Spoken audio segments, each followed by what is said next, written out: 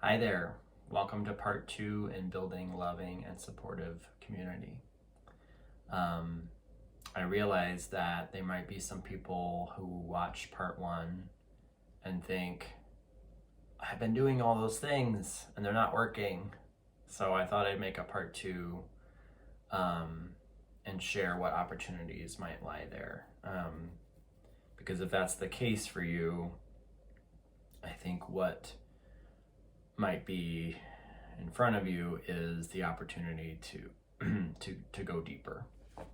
Um, so, for example, the first step or the biggest thing I shared in part one was around connecting with yourself, and I can anticipate, some of your responses might be, well, I checked that box a long time ago. I've been spending a lot of time alone, and that's been true for me for a long time.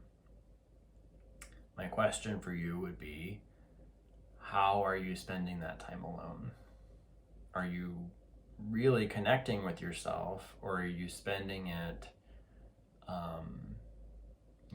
watching TV, on your phone, things that like are kind of an escape,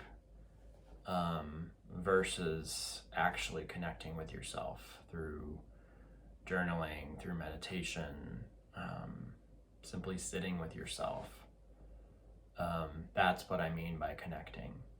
Because when you have a loving, healthy, connected relationship with yourself, that creates the foundation for you to have those loving, healthy, connected relationships with other people.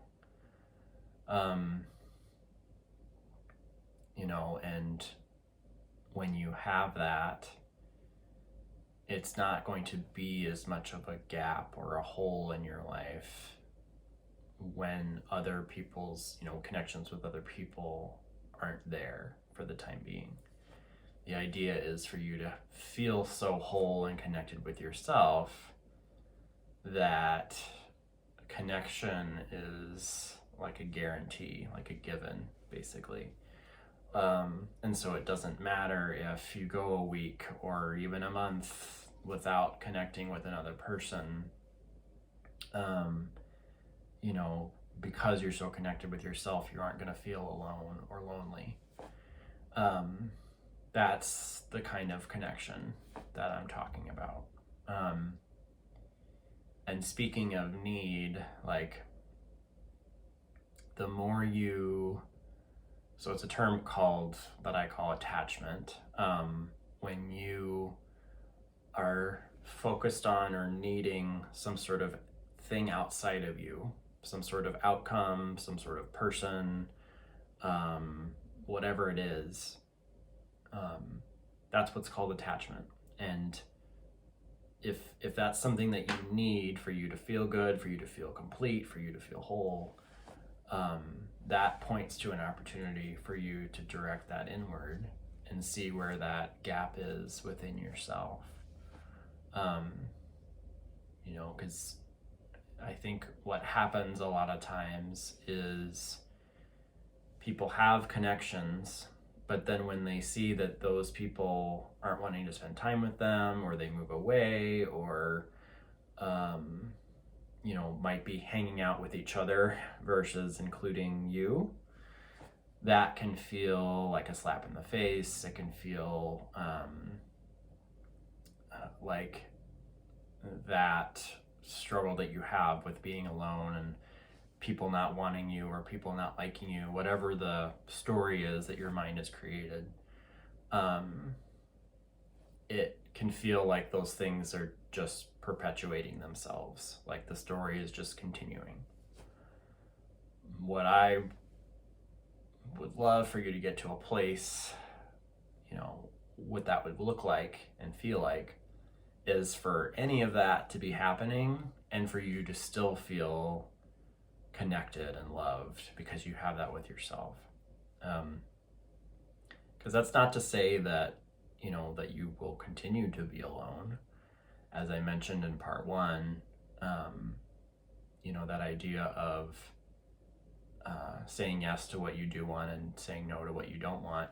If there are those people, those connections in your life that aren't choosing to spend time with you, if they're instead choosing to spend time with themselves, ignore you, that sort of thing, maybe those aren't your people.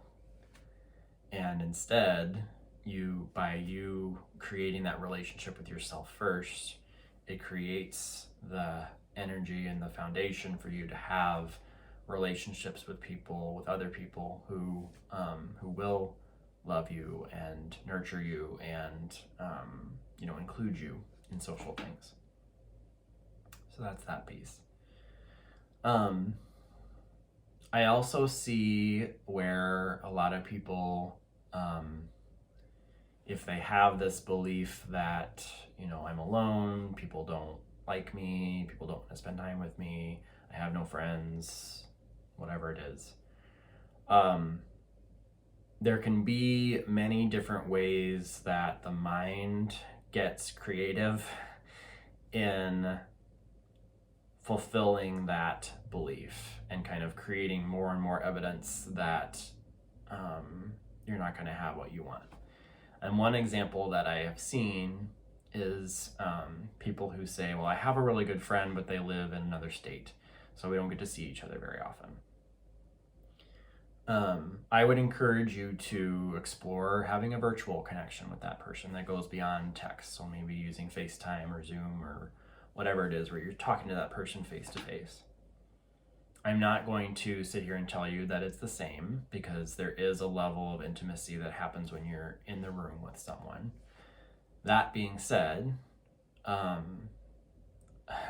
having experienced a lot of online coaching programs over the last several years, online therapy, as well as connecting with friends all across the country, I can tell you that there is quite a bit of magic that can happen over a screen.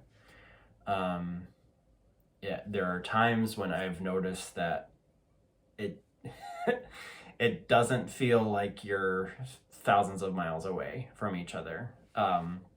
When you're really in it, when you're really in the moment and you're connecting with that person, it feels, it can feel just as connected.